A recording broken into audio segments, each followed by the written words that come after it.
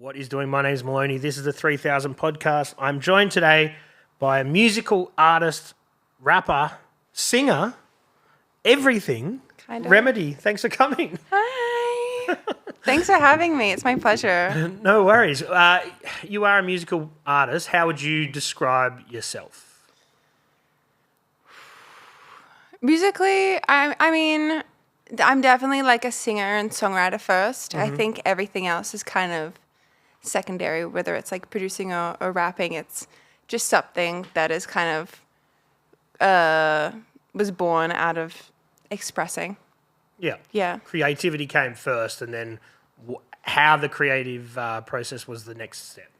Definitely. I think it was very like subconscious even getting into rapping. I was just like so inspired by my environment and what I was listening to that it just happened. And then people were like, oh, you're in this category. And I was like, I am. Okay, cool. That's the thing with genres, isn't it? That like they don't really exist, or they exist because people feel a need to label things. You know, that's all they are. Yeah, definitely. Yeah. So let's talk about your personal journey growing up and how you've sort of became the artist that you are today. So where did your musical journey begin? Since I came out of Coochie, honestly. I always say 7 Okay. because 7 was when I really fell in love with Hannah Montana. Okay. Yep. Yeah. I have a Hannah Montana tattoo on my leg to prove it. And I was just so inspired by that show and Disney, and it's very like female autism of me to be like that. But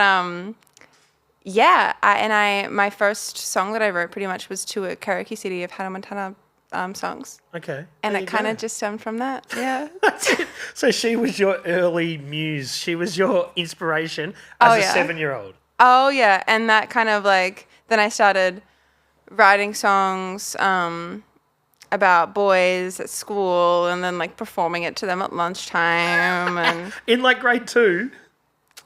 grade 4 was where it really kicked off.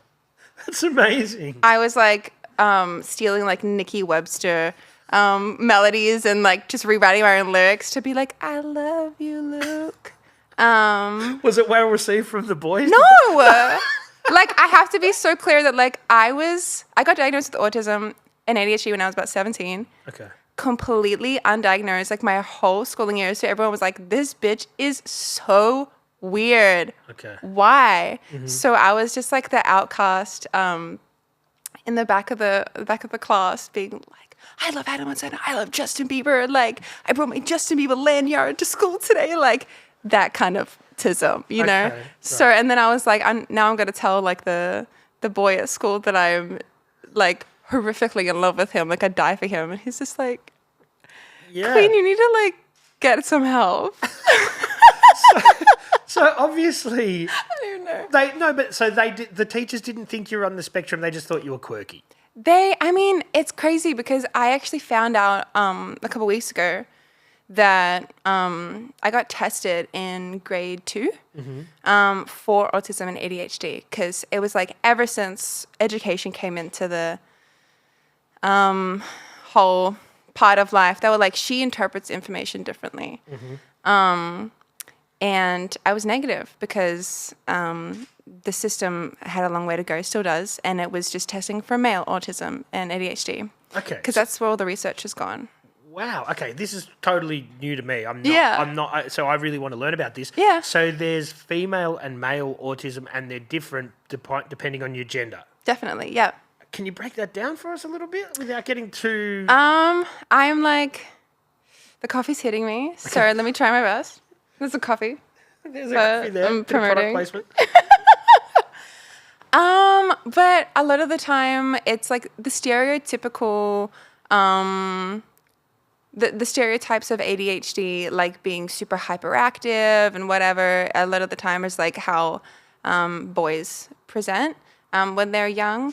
And girls are very silent with their struggles because they're trying to like please everyone and like be good and be like, I don't understand, but like I just need to like be quiet and like nod and, you know, say yes and everything. They internalize it more. It's a lot more emotional, I feel. Okay. And I feel like I'm going to misspeak if I go too much deeper into it, but it's that's just like a taste of it, I feel. And it's we know that like the female experience is a lot more driven by a deeper experience of emotions. Okay. And I feel like the ADHD really feeds into that.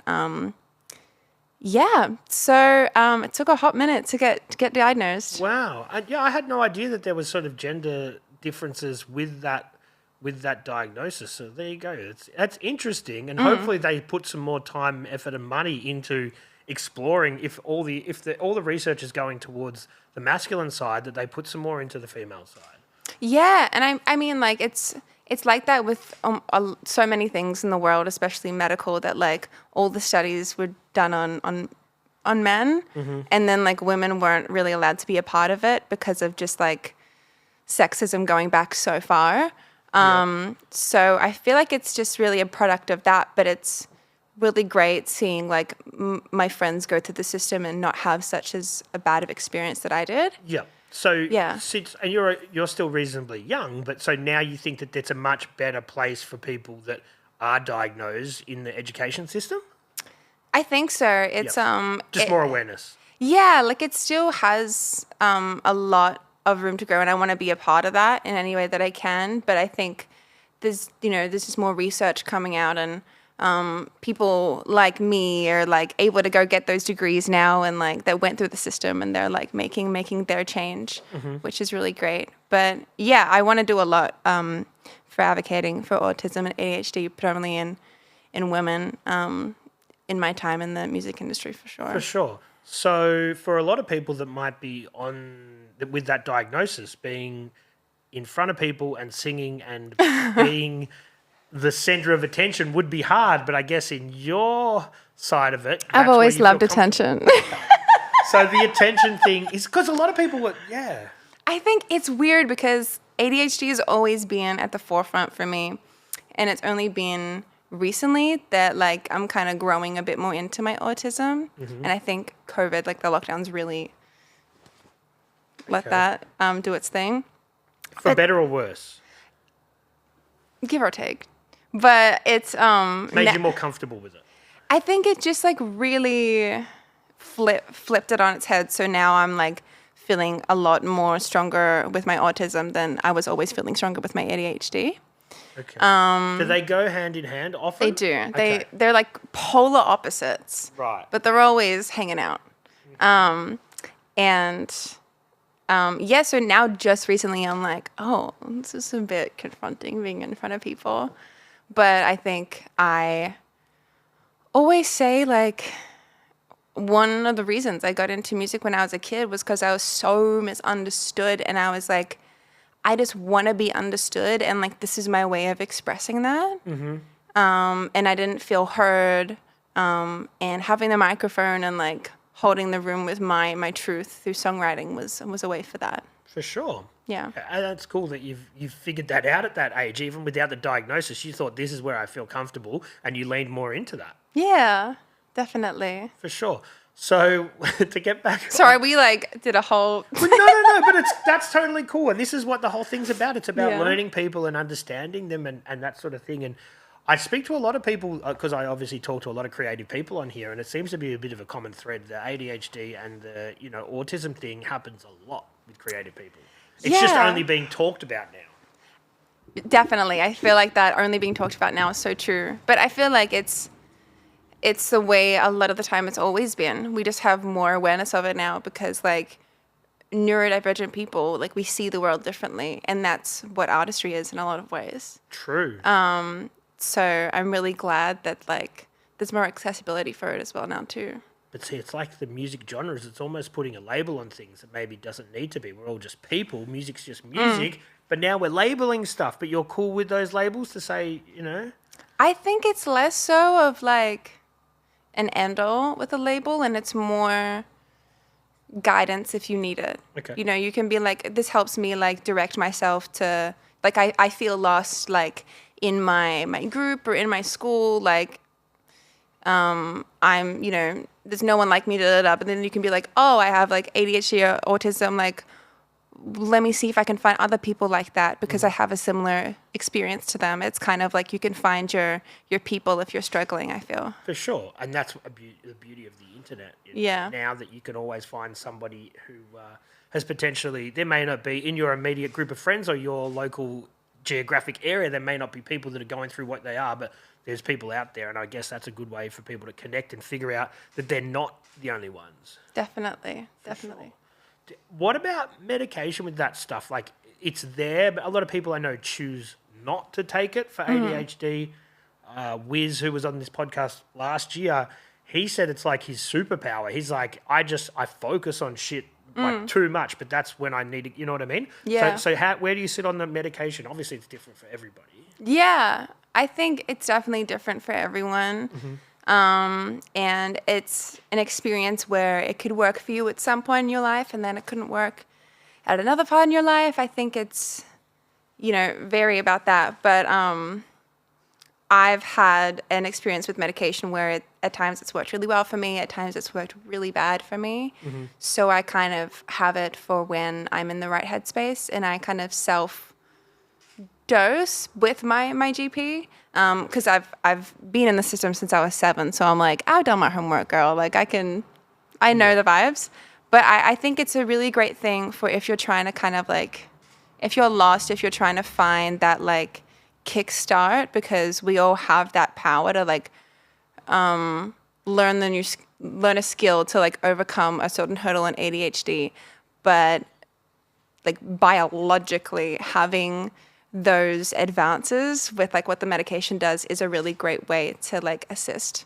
But especially with ADHD medication, it can increase anxiety so much, and I'm such an anxious person that's what makes me come back and forth from it. So it's So it heightens the anxiety. yes. Okay, and that's a side effect because it's trying to make you feel... It's like a stimulant, yeah. Yeah, okay. So I think a lot of people that are unmedicated, like we get into these industries where it's adrenaline based because that's what, like being in your fight or flight is like what feels good when you have ADHD because that's what we lack. We lack having that dopamine. Yep. And if you can find that like that passion and that hyper focus and that drive naturally, that's an incredible thing in itself. Yep. So yeah, I really feel like it's a individual journey for everyone. For sure. And it's good that the options are there now and that we understand it. As someone who's in their 40s, I think when I was at school, we didn't have that understanding. People would just, they would just probably slip through the cracks a lot more. So it's good that we're at a point now where we can actually have those chats and people know the help is there if they need it. Definitely, yeah. For sure. So on your personal musical journey, you're serenading the boys with your mashups of Hannah Montana and Justin Bieber, Nikki Webster, all the classics, right? Oh yeah. How are you consuming your music then? Are you getting stuff from the internet, or where are you finding these tracks? I think, well, my dad, when I was a little kid, like I didn't come from a musical family. No one really does anything like that, but he would make me and my sister mixtapes, Which is sick. yeah, and we got to like print out like he's always been good with tech, so he'd like would find a picture and we'd be able to print it out onto the CD and like pick what songs we want, and he would put like every couple of weeks new music videos that he would like torrent onto the Piracy's bad. No, but yeah. I get shout it. out BitTorrent. Yeah. And he'd put them on like the desktop of our PC, and it'd be like Destiny's Child and JoJo, who's like my vocal inspiration to this day. And like when I thought about it, I was like, it's actually a lot of R&B that I grew up with. Alicia Keys. So that was a big in that period. Yeah. That was R&B was very commercial on the radio here a lot, on hottest one fucking video hits, all that stuff. Yeah. So if you were into that music, that was a good time for it. Definitely. And it was like, we didn't really like sit down and like watch like MTV or anything like that or Rage. But it was really like him curating that stuff and me just like over consuming it. And you know, CDs that he would have collected over the years. I just listened to so much. He loved Casey Chambers. Okay. A lot of country, a lot of AC/DC, and Loved his Aussie tunes. oh yeah. Cold Chisel in there as well a little bit? No. Cold Chisel. I honestly think he hates hip hop, but it's whatever. It's my life.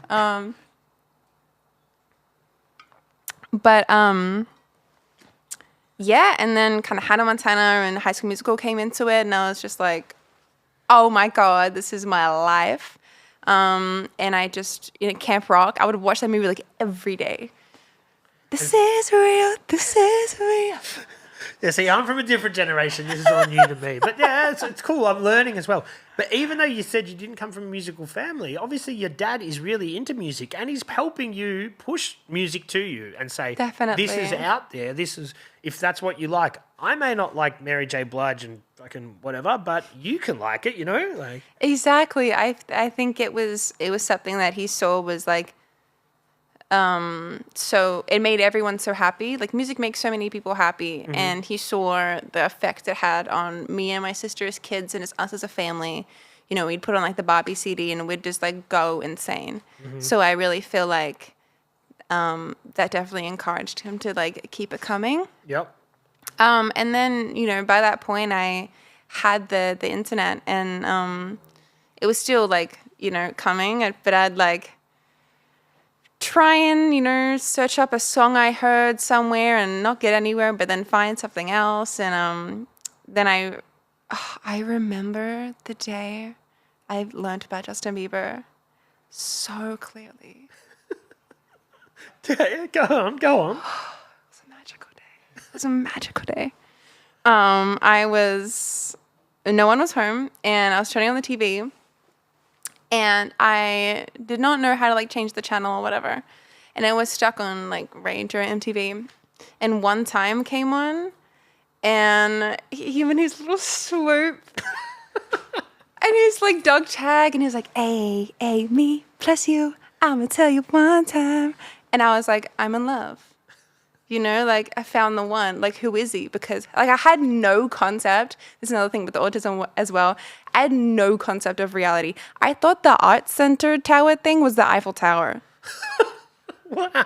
The spire. I thought the police academy building was Big Ben.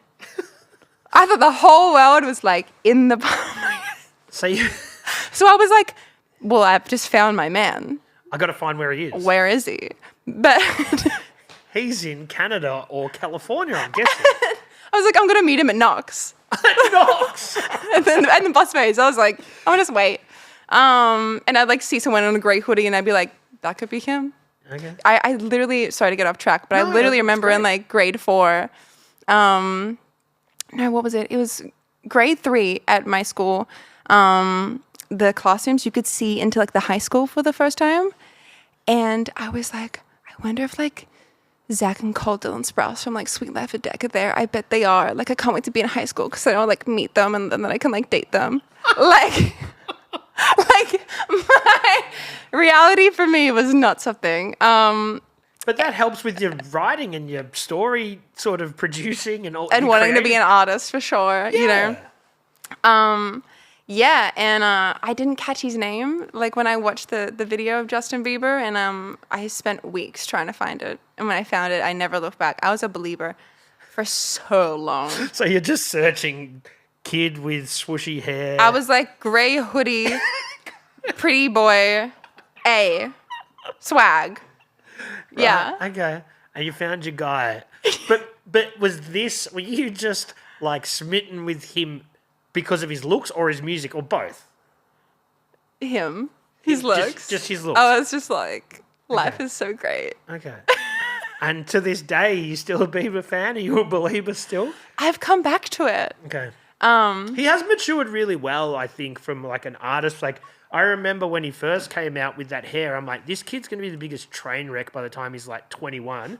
But he seems to fucking have his head screwed on. Like, for the shit that he got given, like, he made R&B music. And, like, he always had an R&B voice. And I think he was always super talented, and it's sad to see how like toxic masculinity as a society kind of failed him.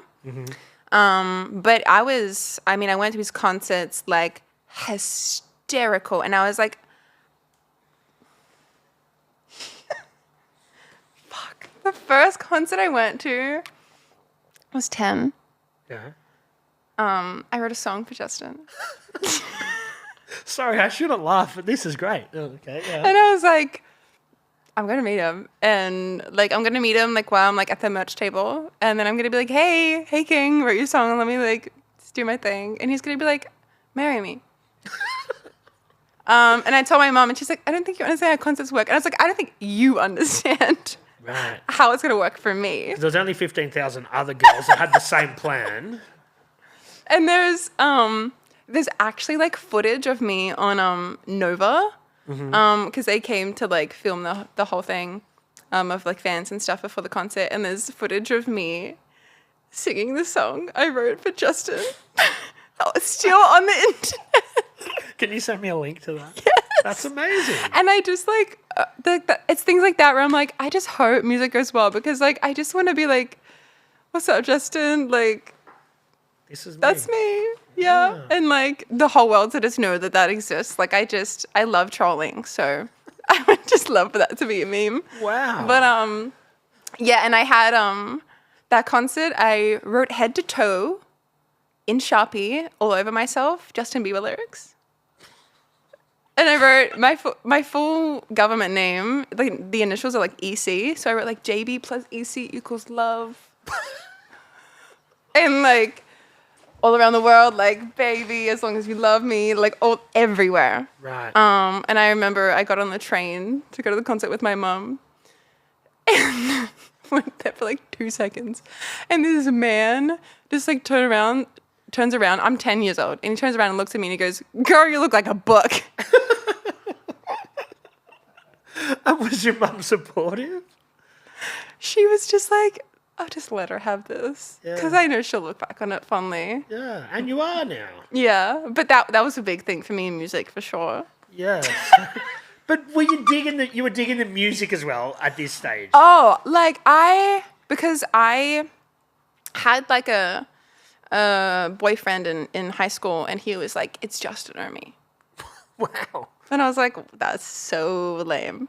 But I had like a fan Twitter of like 20,000 followers, like in like 2013. Like, I think that's pretty good. Right. Where people would follow you to hear about how much you love Justin Bieber. Is that how? Explain to me what a fan Twitter is. This is new shit for a 40-year-old guy. Like, I'm learning stuff here. Yeah, like when he went to jail, they'd be like, oh my God, Justin. Oh, so yeah, okay. Or like, kind of like that dude who pulls the doona over here, leave Britney alone. You'd be doing that stuff. Yeah, or I'd like make like Justin Bieber memes or whatever. It'd be like, when Justin like sings this note, I'm like, and then it'd be like a reaction picture of like someone going like, the internet's it's a strange place, isn't it? It's different for every generation, but there you go. Right? Exposing myself. No, that's interesting. Okay. Yeah. So, it was Justin and him. I had to take down all my Justin Bieber posters. Oh, so he wins? I thought you were going to say Justin, of course, wins. It's a long story there. Okay. That I wouldn't go into. But yeah. Okay. But yeah, I had like hundreds of posters. They were covering my windows. Okay. Yeah. And I had to take them down, all that stuff. And then I never really listened to him again. And it was only like in the past couple years, I was like, let me just like let me listen to that again. Okay. And I was like, this is actually fire R&B and like ahead of its time, kind of.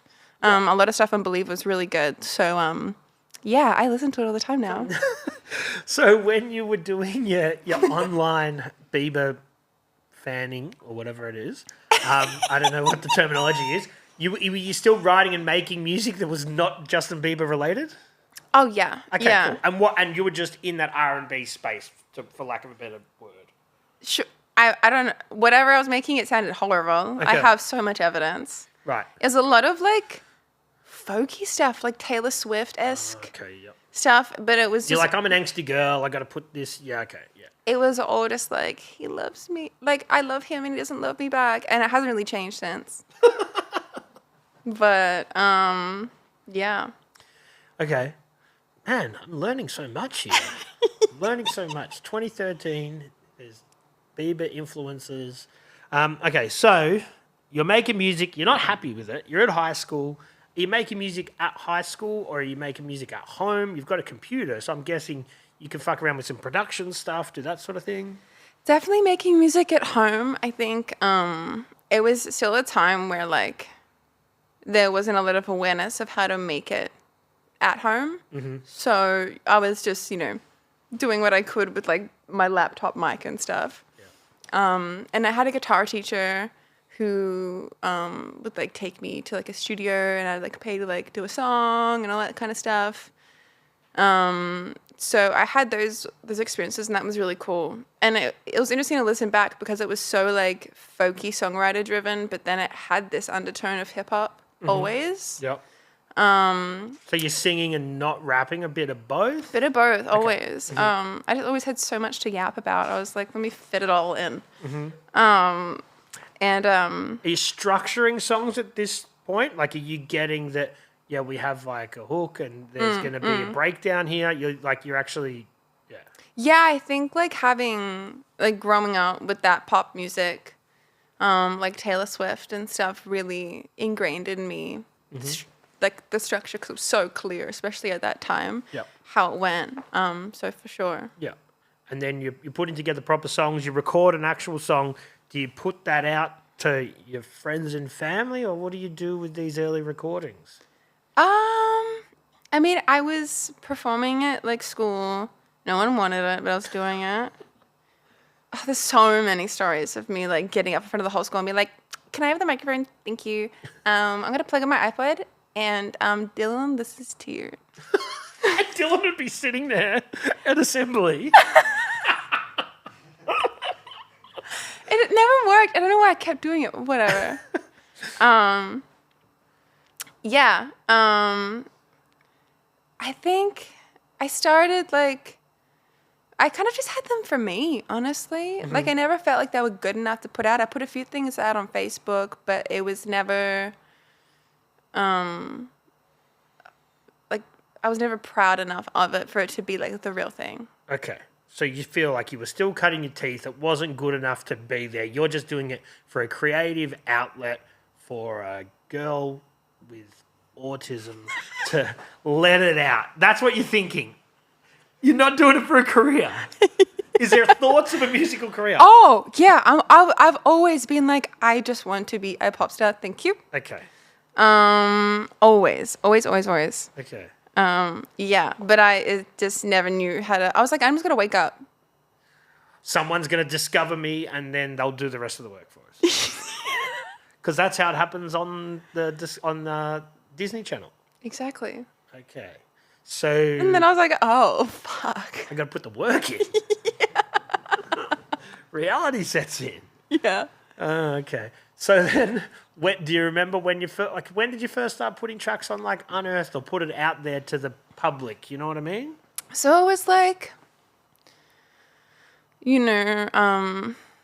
writing and like recording stuff in my bedroom for, since I was like 10, not good, like a webcam, video or whatever, 10 to 15.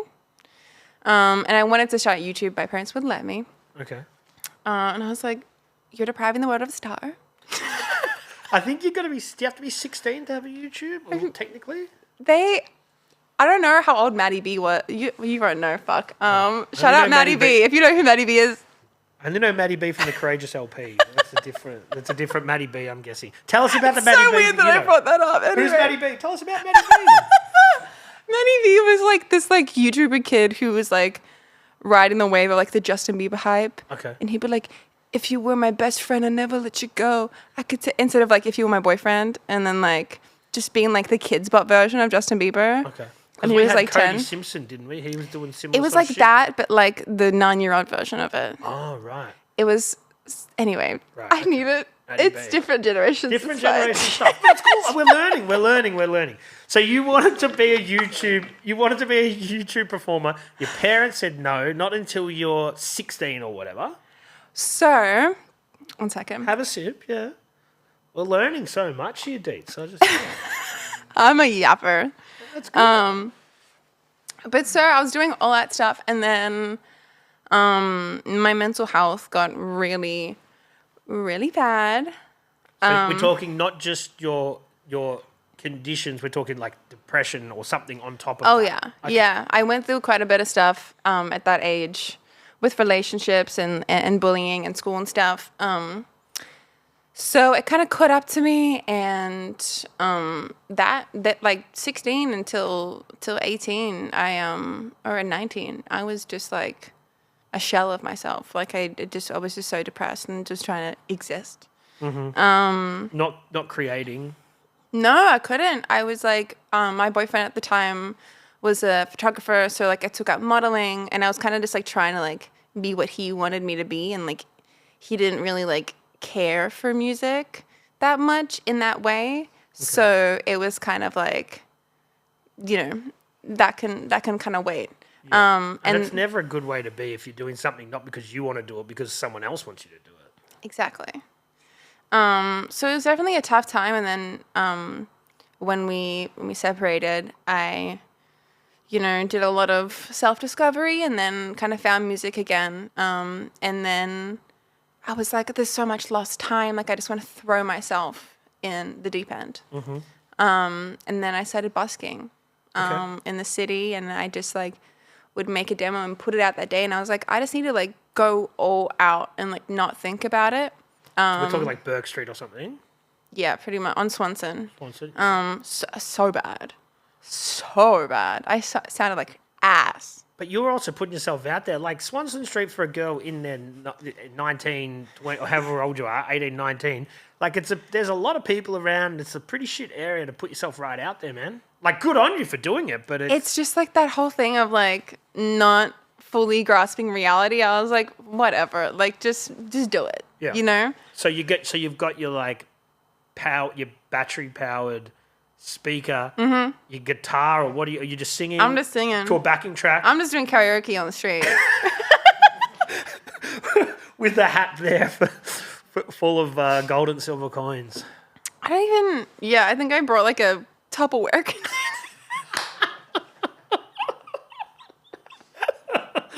Wow. Yeah. There you go.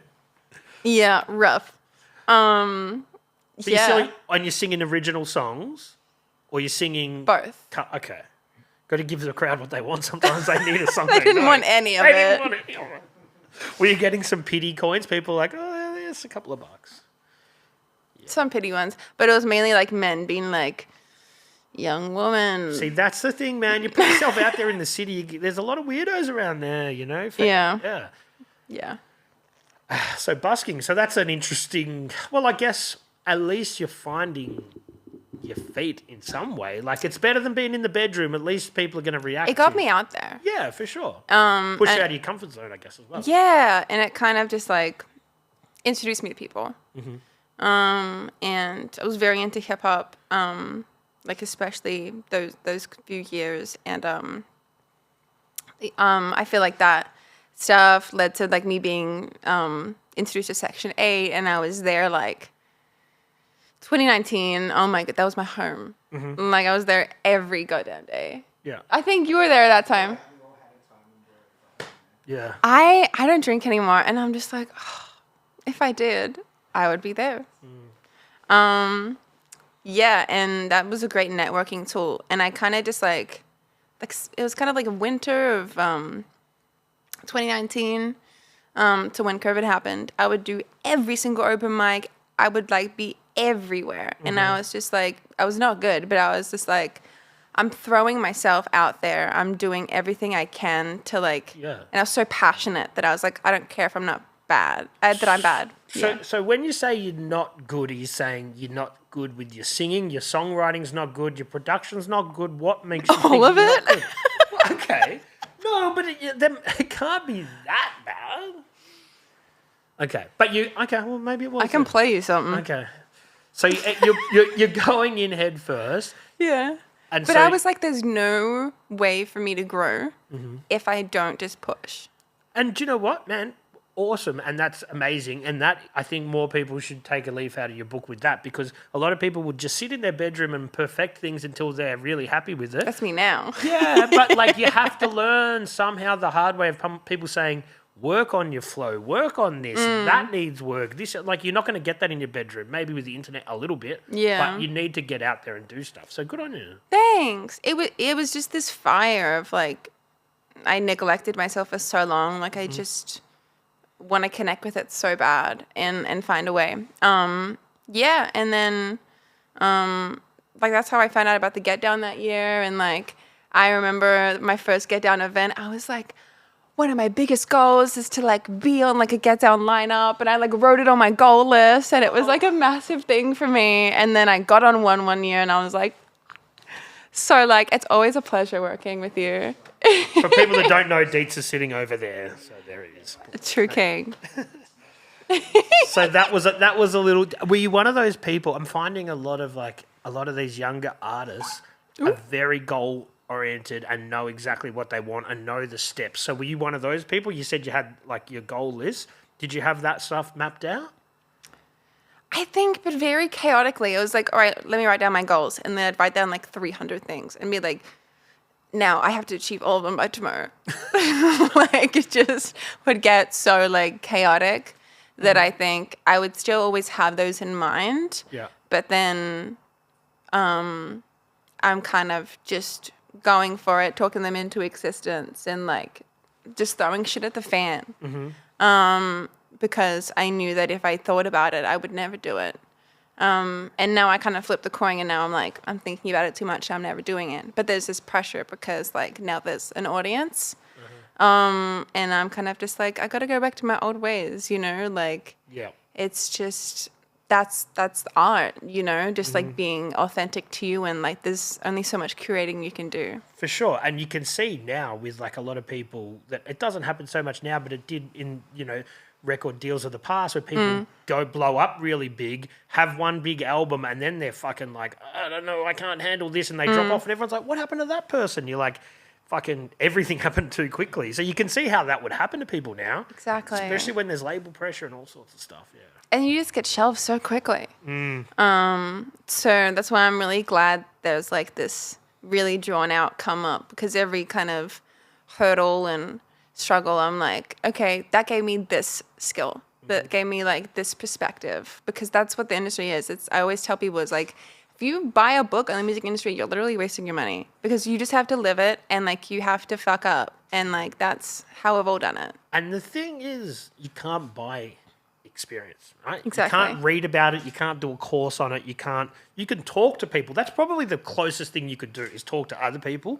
But, you know, for someone who thinks it's all going to happen at 16, you've got to go through those experiences, because let's be honest, you're probably not ready at 16, or you're not good enough. Exactly. I was both. Little from column A, little from column B. Also, can I get some more water? Yeah. Okay. We'll have to go upstairs, I think, because it's down here. It's going to be pretty shit. That's all good. Yeah, give me 1 second. I got fresh water in here. It's so good. Do you want me to fill that up? Yeah, just that. 1 second. Thank you so much. No worries. I've turned into the biggest water snob, like, since I've stopped drinking alcohol. Well, you know. I've stopped 4 years ago, so I'm like, not like it was That's yesterday. amazing. Yeah, but like, now I'm so fussy with what I drink. Oh, me You know what I mean? too. Like, when I go out, I'm like, I'm gonna get a soft drink. It needs to be like a good juice, or like, Yeah, yeah. not solo or something. You know? What are your like, your go-tos? What are your like nevers? I don't know, like, I don't do Coke anymore. Like, I quit Coke completely. I don't know, like, I love juice. Like, I love a good juice. A freshly squeezed juice. Oh yeah, like the cayenne pepper, lemon, ginger. Yeah, even I just love that fresh shit. fruit juice. Like, I used to work in a juice bar, so I think it's like, because I used to have it all the time, and now I don't. So when Yeah. I have it, it's like a little bit nostalgic, but it's like, I remember how good this shit was, having it all the time. And I don't know, maybe because I just don't eat that well anymore, so when I do get It's so good fruit, for you. Yeah. it's so good for you, right? I don't know, and because I'm pretty, sugar's like my last addiction, you know? Yeah. So it's like, Thank you so much. so it's like, yeah, I guess when I have fruit now, it's kind of like, Thank you. tricking myself. It's like, healthy sugar, It's not the chewy stuff. Yeah. That's dope though. I just got hooked back on like Coke Zero. I was a fiend when I was a little kid. Yeah, look, Shirley, my partner, is addicted to Coke. And when I first got together with her stepkids, biggest Coke addicts when they were younger, like, there was always Coke in the fridge. But, I just don't drink it anymore. No, man. I joke about it with my son. I'm like, hey, driveways with that stuff, man. Yeah, I can't drink it, man. I haven't for a long time. Yeah, Bad for you. I only just because I haven't for so long, and then I was like, because I travel so much, and then I'm vegan and gluten free, so I can only eat like Macca's fries, and I'm like, fuck. And they I'm might like, be cooked in. who gives a fuck? It's food. It's that or I'm passing out. And then I was like, maybe it's unhealthy, so maybe a Coke Zero, and then I was just like, Back in. anyway. Got you again. Where were we? Where were we at? We're back. We were at Busking. Oh, that's yes. shit. And then section 8, you got your little goals list that you're slowly ticking off. Was the Get Down your first proper gig that wasn't an open mic? I don't think so. No? I don't think so. I don't remember what it was. Because I've always done a bunch of little things. But it was, I think it was a little bit down the road because it was, it's always been great. But I remember at that 2019 time, it was so much hype. Yeah, I have lots of great memories at those shows, for sure. Yeah, I released my first song. And you're at the point in this we're like getting onto your musical journey. You're at the point where you're releasing stuff that you're happy with and you want to put it out there. So your first track you put out there, because you've had a lot that you weren't happy with. Yeah. So when you put the first one out there, what happens? I had put out little things, like little freestyles or whatever, and it's so easy to upload them just for kids, so I just put it up. But my first actual release was called Congratulations. And In 2019. Yes. Mm-hmm. The song didn't even have bass. Okay. Because I was like, my friend was like, I'll put it down for you. And I was like, no, I want to put it out now. And you'll take a week later. I was like, I just need it now. Okay. I need to fix it. It's still up. But, yeah. And it was just, I went to TAFE with this great guy called Zach, and he started doing like audio engineering, and then he was learning about it. So he was mixing my stuff for free and like learning his way around things. But you're doing the production yourself. Yes, but it's very obvious that it's, and I just wasn't able to. Okay. Like, wow, I made like 10 songs today. It's like, yeah, that's because you're making 2 loops over each other and just going, done. That's okay. So for you, it was more about the lyrics and the content than it was the music as far as the instrumentation. I think it was the whole package put together, and I didn't care how it was created in a way. You know, it was like, if it's a cohesive song, that's a song. Then it's a song. Mm-hmm. And then I was like, let's learn about how to make a song in different ways, you know? Because it was so exciting that I was like, it's something. Mm-hmm. And yeah, I put out Congratulations, and I do not understand why that song did so well for me. Mm-hmm. Was it because you were good on your socials maybe, or you think? I mean, I've always been like this like insane character on my socials, so maybe. Mm-hmm. But I just got like a lot of support from Triple J. So you put it on Unearth straight away? Yes. Okay. Which is for a young person, it's an amazing platform. It really is. And especially at that time where it was like, I still feel like it's important, but it was at that time it was before COVID and the industry hadn't completely changed yet. And like stuff like that was really a massive achievement, you know? There was oversaturation, but it was like still in this pocket, you know? Yeah. And once they champion you to an extent, even to the point with that Unearthed platform for some of the DJs to rate your thing, that pushes you up the algorithm, which I'm guessing helps a lot. Yeah, and it was like, you know, because why I say that stuff is like these days, it's not just like, oh, I want to get a play from Triple J or to be on Unearthed. It's like, I want 1 million views on TikTok, and then I want 1 million views on Instagram, and then I want YouTube, and then da-da-da. It's like there's all these accolades, and it's not these small things that achievable. are like a personalized, like there's people behind them in a way. So yeah, when I got played on Triple J, I like put congratulations up. I got it played. I was in the ER. Emergency room. Yeah. Why?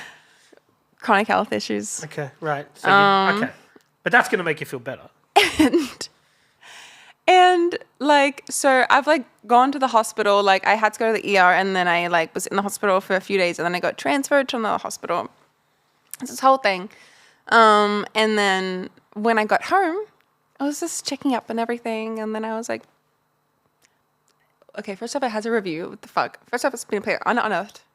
Second, it has a little red drum next to it. The fuck does that mean? And then I checked the time that it was played, and I was like, I was being transferred in an ambulance.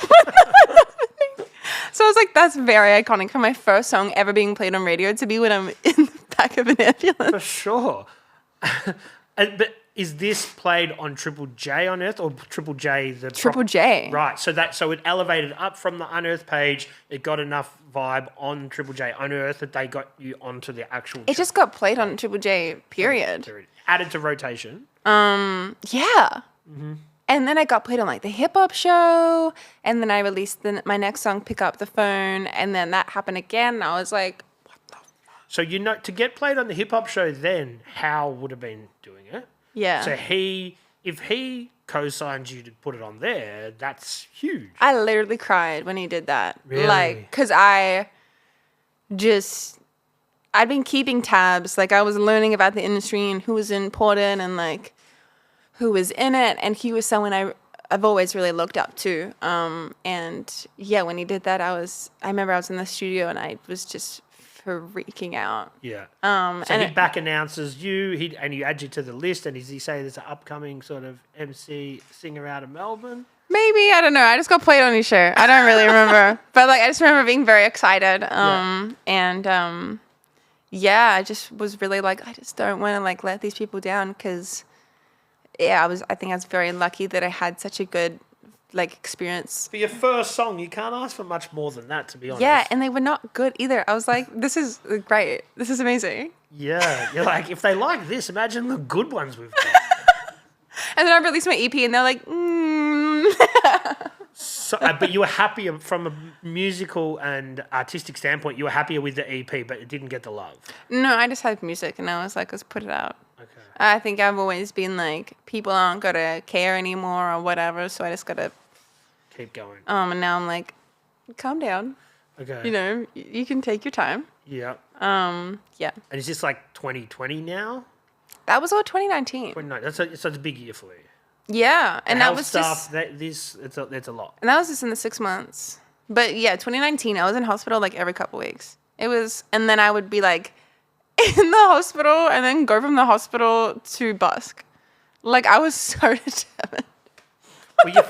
Were your family cool with your busking? Were they were like, just like, she's always been this way. Right, okay. They just know that like if they try and go against it, I will do it even more despite them. Yeah, so they were like, don't rock the boat. Okay. Yeah, that makes sense.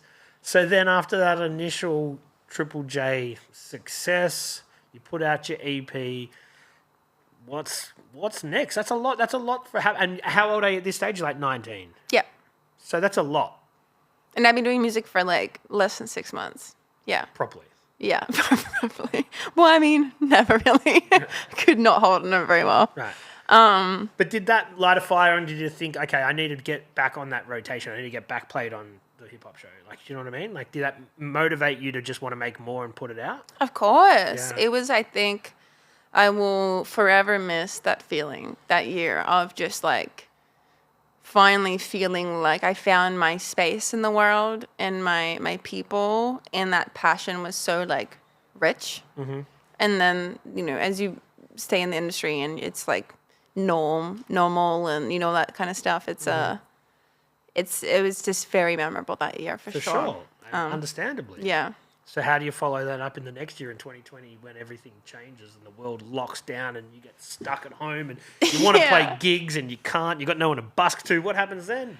I think I had such a insane summer. I was dating this guy and it was just, we wrote a whole EP about that. And I just had so many insane experiences. And again, I'd found my place in the industry, and I'm very, very sick when this is happening. So like, I think if COVID didn't happen, like I would be done that year. Like something would have happened to me. Like I was not going well. I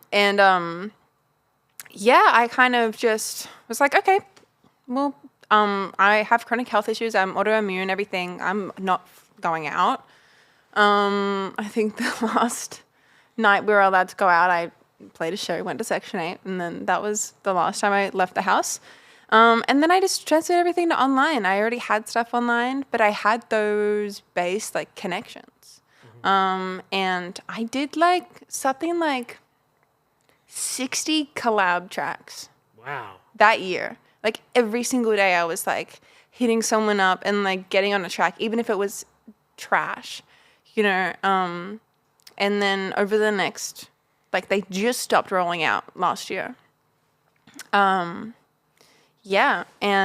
I just busted my ass with that. And then obviously them coming out in COVID and like stuff boosted everything so that when we kind of came out of it, people were asking me to play shows and I had this collective and this group and stuff. Yeah. Sure. And it gives you time to hone your skills a little bit so you are ready. Yeah, definitely. I think even because I was in lockdown for pretty much 2 years because I know people had a bit of a break, but I didn't because of the immune stuff. So like, 2021, the end of that was when I really left the house. And then I got a vocal injury. And then my whole life like ended. And I was like, I'm done. So the past couple years have been crazy. I was like, everything I've ever wanted, like, is gone. Like, who am I? And it was very tough. And I did like vocal therapy for months and I didn't talk to anyone for months. I went sort of maybe harming your vocal cords more. Yeah, like I would go like weeks without speaking to anyone. Like I would Amazon Prime everything. Like I wouldn't speak to them. I'd text to speech. Like, and I didn't even have a major issue, but I was so scared that I'd never be able to sing again that it like fucked me up. Mentally. Yeah. And I'm like, it was a really traumatic experience. I still deal with a lot of that stuff these days. It's like something that it comes back up and I get issues and it's a very long thing, but it taught me so much. And it was one of those things where I'm like, it's like preparing me. And I learned so much about like vocalizing and vocal health and how to be a good singer, which I never got to learn. So I really feel like it was meant to be. Yeah. Yeah. And that's awesome that you can take a positive out of a shit scenario like that. And this is all part of the journey and you needed to figure that out. So you didn't burn out and do yourself irreparable damage. Exactly. And I mean, it's a big passion of mine with vocal health to like spread that information, especially with chronic illness. It's so easy to just like get to that point so much quicker because of how our bodies are different. But the work ethic in the music industry is so fierce. Yep. And I think people always forget that like singers, artists, like our instrument is our body. And if we neglect our body, like how do we expect it to reward us? For sure. And like vocal cords, I feel like there is very, very fickle things that you could damage and, cook you for and then life. You're done. Yeah. It's a lot, but it's just just one of those things. And it kind of started this new passion of like, all right, well, if it's that thing of I'm young, I want to push as hard as I can for artistry while I can, and the world's gone shit, so I may as well before I'm on the street. Busking for my existence. At least I'll get some money this time. Yeah. Yeah, and then I was like, okay, if that doesn't work, then like I'm really passionate about vocal health now. That like I wouldn't. Found your thing, yeah. Yeah, like I'd be a speech path, or like I'd love to be a vocal productionist, all that stuff. So yeah, just trusting the process, as shitty as it can be. Yeah, because it is the speech. So you wanted to get into speech pathology. At some point, it's at least 4 years of study, and then vocal production on top of that. So yeah. I'm like, let me chase pop stardom first. Yeah. Yeah. For sure.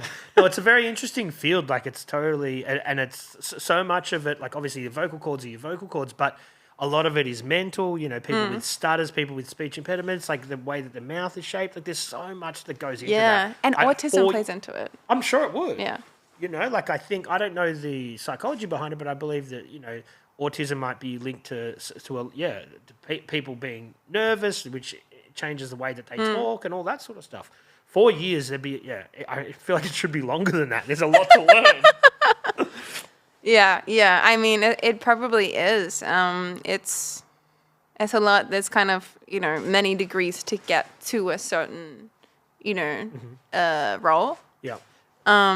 But it's something cool to think about for down the road. And kind of a sense of identity, because I feel like I've put so much of my worth and identity into artistry, and it's just a recipe for disaster in this industry. Everyone needs a backup plan, I think. And I know it's very admirable to people to say, I have no plan B. I'm going to make this or not, which is great. And I love that mentality. But not everything works in out. this economy. It's hard for everybody in any capacity. When you're talking about the artistry and like music, pop star, all that stuff, I think, and you obviously understand the socials game, but that is such a huge part of it, isn't it? Like it's a massive part of it. And I guess the sad thing is there's some amazing artists out there that don't get the shine that they deserve because they don't play the social games properly. So many of my friends, I'm like, just do it. Let me do it for you. Yeah. But it's the whole package. It's the whole thing. You've got to you've got to post in the right way. You've got to do this. You've got to care. You've got, it's a whole thing. That's why I always it's so embarrassing when people are like, oh, like, why do you do music? And I'm like, many reasons, but the attention. Yep. And they're like, whoa. And I'm like, no artist is going to tell you that, but it's true. Like, that's why we're artists. Okay. Yep. Like, I feel like the people that don't do the social game is because they love music. And, like, that's why they're doing it, because music fulfills them. It's like, I love music, but, like, I also love, like, being on stage and, like, just, like, being heard. And it's, I don't know, I feel like it's so forbidden to say that, but, like, that's so, like, so many artists, like, we went our childhoods or, early in our lives feeling so misunderstood and unheard that, like, that's why, like, we're playing this game. For sure. But as someone like yourself who's always been good with the social stuff because you grew up in that era, it goes hand in hand. True. And you've always been interested, like, not everybody would have had the 20,000 follower Twitter account at 13. Do you know what I mean? So you've that's. I'm so glad it got deleted. I don't know what the fuck I said, but my childhood Twitter still exists, and there's a picture of me with like a snapback, me on my bed being like, and all of the Justin Bieber posters in the back.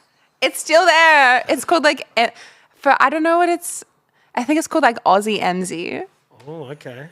Leaning into your Aussie background. And my favorite, my favorite like tweets are like, hey Justin, heard you're coming to Melbourne on the 19th. I have a ticket. I'm in row like AA, like seat like I'm gonna be on this only go. Pick me. Wow. Or I'd like text Justin Bieber and be like, hey Justin, how are you? and then like 5 minutes later I'd be like, guess you don't care. We can laugh about it now, but at the time you would have been a bit devastated. Like, he hasn't even read it yet. So bad. Yeah. It was, I want to get it up, but it'd be like, hey guys, BRB having dinner. Like, to like my 0 followers. Just in case they were wondering where you were. And it's online forever because I can't find the password. That sucks, isn't it? I think my MySpace is still there because I deleted the fucking account that it was linked to, and they don't want you to leave. The internet. Let's go back to your journey. So 2020, you come, or 2021, you come out of lockdown. You feel like you're more prepared. You've learned a lot. You understand how vocals work. You're happier with your musical skills and endeavors, but you also start working with other producers at this stage rather than doing everything yourself. So that's going to be cool. Yeah, I think it doing so much of it through COVID made me be like, okay, send me like the track over Instagram and like I'll do all the vocal production.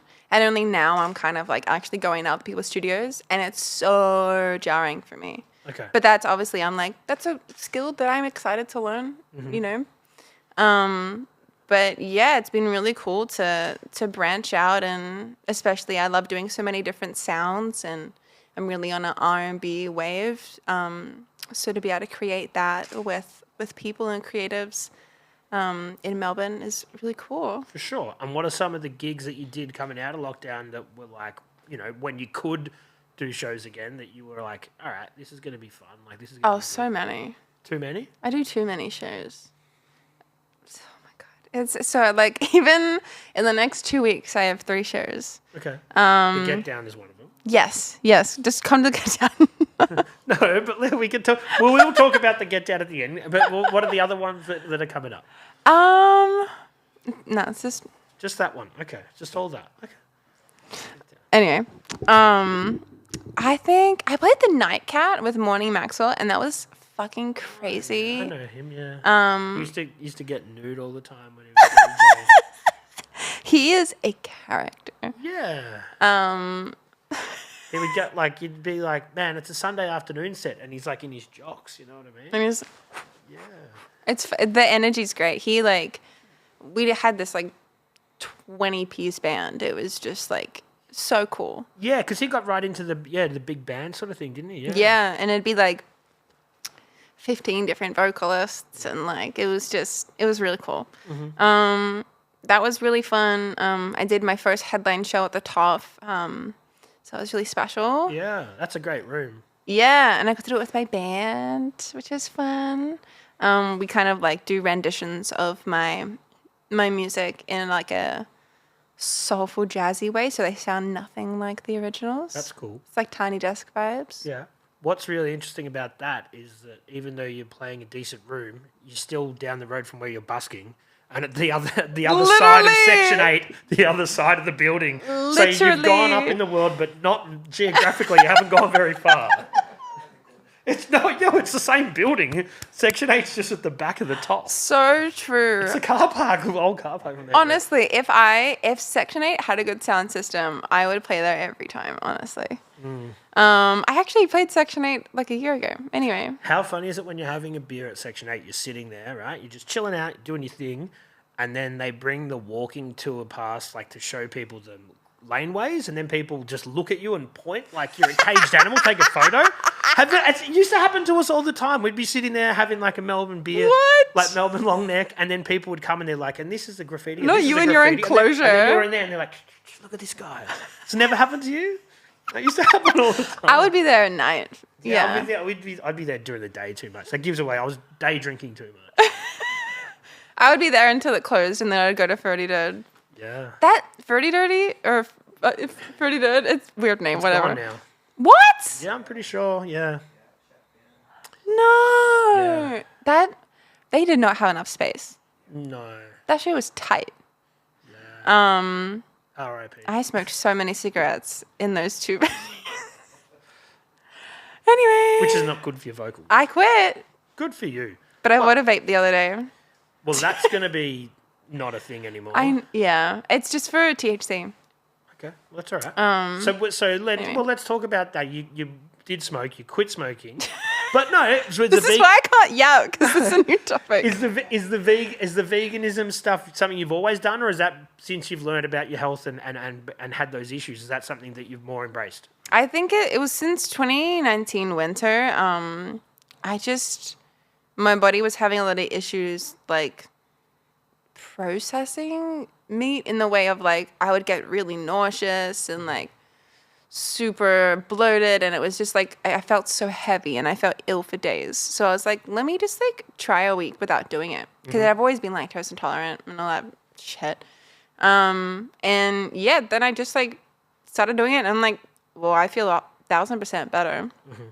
And then I just never really looked back. I have eggs now, and I have fish sometimes, because You need the iron. yeah, and the protein and stuff. But yeah, it's definitely a health thing for me. Yeah. It's just I'm glad that it, like, animals aren't hurt, but it's not something I feel like.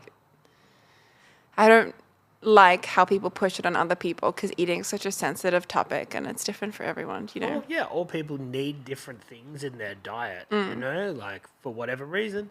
But there's never been a better time to be a vegan or a vegetarian, because there's a lot of options out there as well. So many. Like, my mom is celiac, and we grew up with that, and I can't have gluten either. So, and even when I was like a kid, I was allergic to dairy, allergic to soy, allergic to wheat, and I would have to have like rice milk, and that was like all I could eat.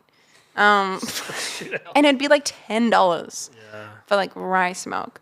So the options being there now is really good, even if they're horrifically expensive. And if it makes you feel better, you can't put a price on that, though. Yes, you can, because I have to buy it every day. All right, let's get back to the music. You back? Do you want to take your jacket off? I like took half of it off, and I was like, No, it'll be cold. If you're cold, where were we at? Triple J? Oh yeah, okay. So in that, when you started putting out this music, where you are now working with other producers, you've got a back catalogue because you've had COVID up your sleeve, you've perfected or fine-tuned your stuff. Are they showing you love at this stage, or is it more just on you to push your own thing? I think they were definitely always showing me love. Like, I have been very fortunate and felt very supported by them my whole career, which has been really nice. And since, I've never really had like that much of a team. Yeah, so I think it's nice to know, like, when I release a song and like it goes well, I'm like, okay, cool, like that's, because I don't have much clarity of like what's good and what's not, because I hate most of what I do. So I'd be like, okay, that's a good bass, and then I'd be like, oh, I love this song, and then they write Push It, and then a year later I'm like, yeah, I get why. The maturity. You learn. Well, you're listening. You pick up different things when you listen, when your ears. You know what I mean? Like I think it's a good, when you're still so small. Like there's so much you can get out of it. But the thing that I've just decided to pick now, I think is like it's a really good. It's really good feedback. Like whether that's positive or negative, it's like.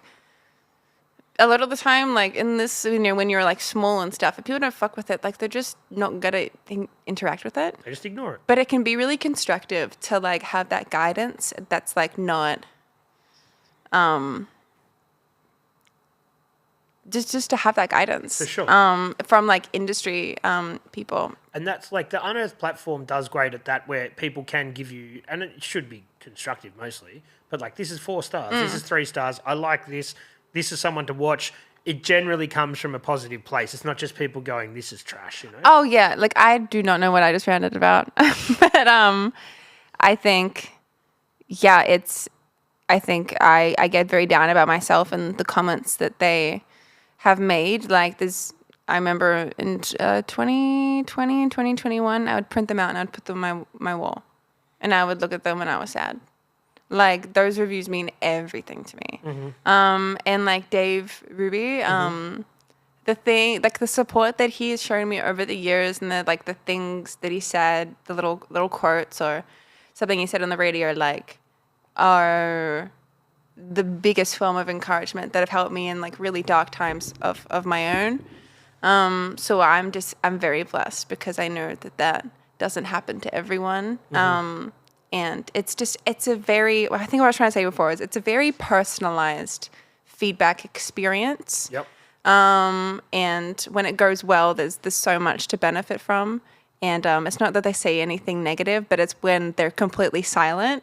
Yep. You're like, okay, like, well, there's obviously something that, you know, isn't like the one before. So let me dig in and see. But you know? you can't hit gold every time. You know what I mean? Like I want to. Yeah, I know, but that shows that you're a passionate artist that's pushing forward. But you can't always win. You know, you can't always.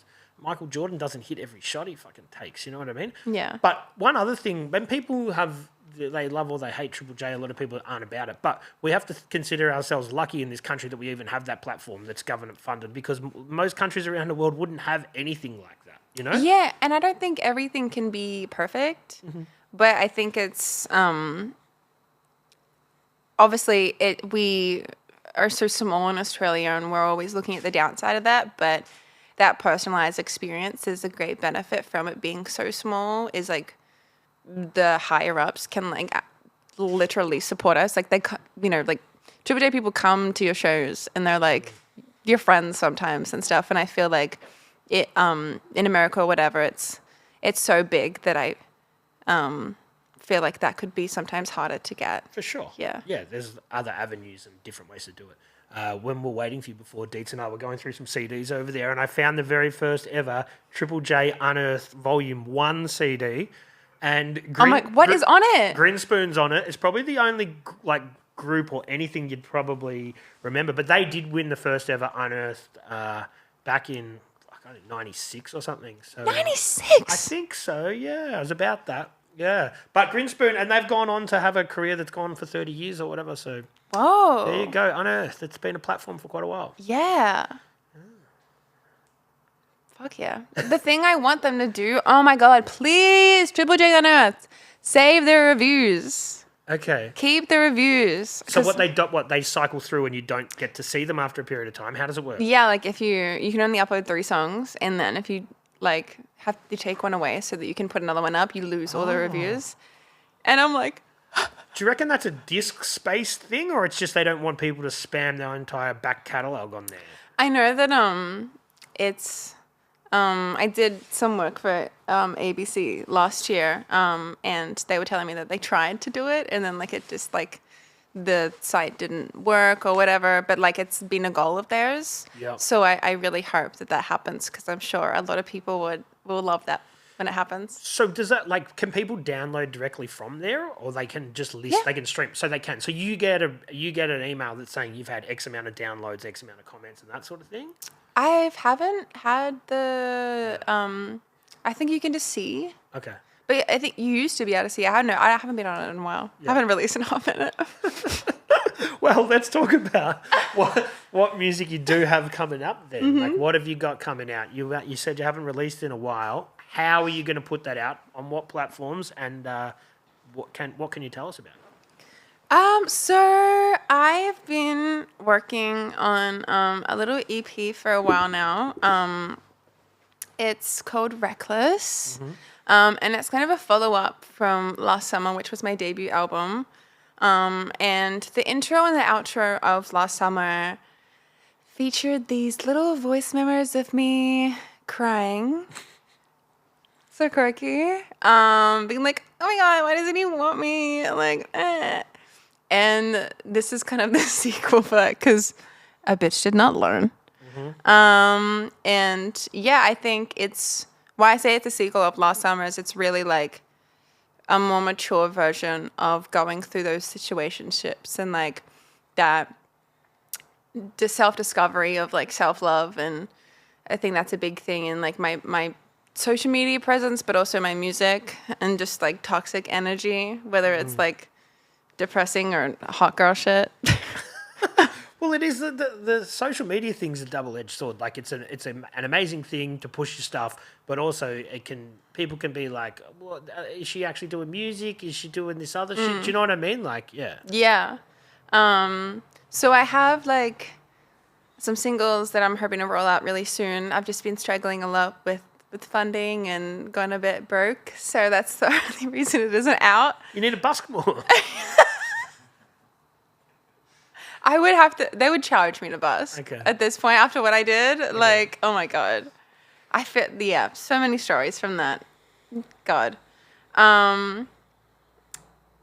yeah, I'm very, very excited. There's lots of different sounds on it. And producers you're working with? I produced like 70% of it. Mm-hmm. And then I worked with Gutter Boy, who is incredible, on a song that's kind of this like R&B soulful vibe. I've been chasing this very low-key soul vibe for a while. It's like Erykah Badu inspired. Mm-hmm. And I finally found someone that does it great, so it's been lovely to work with him. And I worked with Riker, who is one of my best friends, and I was very excited that I got to let him like put his little producer hat on. And then I bought my first YouTube beat. Oh. I have... So like when you do... rapper. When you do that thing and you type in something type beat, one of those ones? I think I always write to type beats. Like I just love to like... Writing for me is always like writing letters to people that I'm pissed off at. Mm-hmm. That's your channeling your Taylor Swift there. Yeah. Rare, like sometimes I'll be happy with them, but it's rare. Anyway. Yeah, and like I'll just be like, oh, this boy played me again, and I'll just like search up like type beats and just like improv and freestyle, and it just like makes me feel better. Like I won't even record it. Mm-hmm. And I've written hundreds of songs to type beats, but I never buy them because I want the music to be like mine. Okay. Because a lot of those people will just sell them and then they're going to get used by multiple people. Yeah. Okay, yeah. But I was just like, don't overthink it. Like, that's what I'm really trying to do. So I was just like, I'm just going to buy it. And I had come from the airport. I was on like 2 hours sleep, had been with this guy, and I was just like, I'm in the mood and I feel super good. And I wrote about how I felt. And I bought the beat then and there, 2 hours sleep, recorded it like that. And like I spend like 70 hours recording vocals. Like I will record a song like 50 times. I would do 60 layers.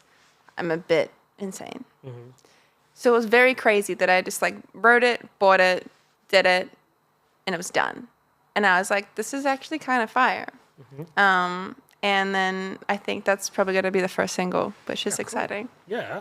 Do you have a release date? Do you have a plan, like a rollout plan? I am in talks with a distributor about that at the moment. Cool. So hopefully sometime in August you'll hear the first one. Yeah. It's not far away. Oh, yeah. Yeah. No music video, no good promo, because I will take a photo of me in my pajamas in bed or something, and like... That's the rollout. Because that's the budget I have. The rollout is rolling out of bed. Yeah. And what about upcoming shows? We're going to talk about, the Get Down. Yeah, it comes through. It's not your first Get Down as well, but it must be cool to be working with Dietz and those guys again. Definitely. What was the last one? Blue Bar? Yeah, that was fun. It was so cold. It's going to be cold again. Yeah. So rug up. Okay, Slay. It's at Revs? Revs Band Room. I have never been to Revs. There you go. Wow. It's been a big goal. Yeah. Might have to pop my first pill.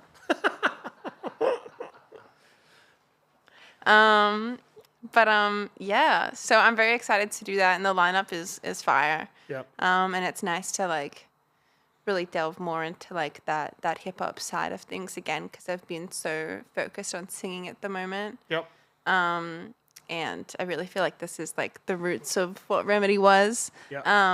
Yeah. So I'm very excited. There'll be some new songs that I'll be performing for sure. From the new album. Oh yeah. Okay, so there you go. So you don't have to wait till August to hear some of the stuff. No, I would play it for anyone that wants to hear it. Honestly, I'm just like everyone. So don't DM you. I will send everyone a It'll SoundCloud get link. leaked, man. I actually accidentally leaked my first album once. Yeah. I'm so stupid, dude. I like went to put it up on SoundCloud, on like a private link, for my manager at the time. And then I was like, all right, like I'll do that. And like it was taking a while, so I was like, let me upload it and like, private it and whatever. And then I'll go make dinner or whatever. And I, uploaded it, and it's uploading. It's taking a while. I go make dinner, whatever. ADHD, completely fucking forget that I did that. Whatever. And then a couple hours later, I started getting like all these notifications, and I'm like, ugh, do not disturb. Thank you. And then I eventually, like, later that night, I'm like, all right, let's see what's been happening. And I'm like, that shit was on public. Yeah. And I leaked my whole EP, and I was just like, Did you take it down again? yeah. Okay. It was and my manager was like, what the fuck? And so many people heard it, and like people were like DMing me and like commenting on it and all that kind of stuff. And I was just like, So how long was it live for? like 6-7 hours. Okay. There you go. Full cover art, everything. Another lesson learned. There's a lot of Yeah. lessons in your story, isn't there? Yeah. Yeah. You could call them that. Yeah. Well, I'd like you to come back in the future and tell Of us some more course. lessons. I'm sure there's a lot more stuff we could talk about. Can you believe we've almost done an hour and a half? I mean, I yap, so No, yeah, but it's been good. I'm glad. I've learned a lot. I've learned about Bieber influences. I've learned about Hannah Montana backstories.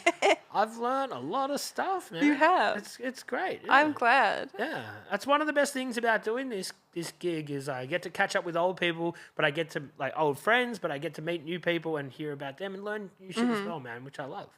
And I appreciate you coming in. Thanks for having me. It's been a pleasure. No, for sure. And I definitely want you to come back when you got more to talk about, because I'm sure you're at the start of this journey. Oh, for sure. It's an exciting time. Yeah, definitely. All right. Well, everyone should make sure they get down to the Get Down. It revs the Get Down. It's happening. Remedy will be there. New tracks from her new album and all the rest of the gang. Oh yeah. All right, Remedy, thanks for coming in, dude. I appreciate it. And I look forward to hearing your new album soon. Yay! Cheers. Yay! Thank you. 3000.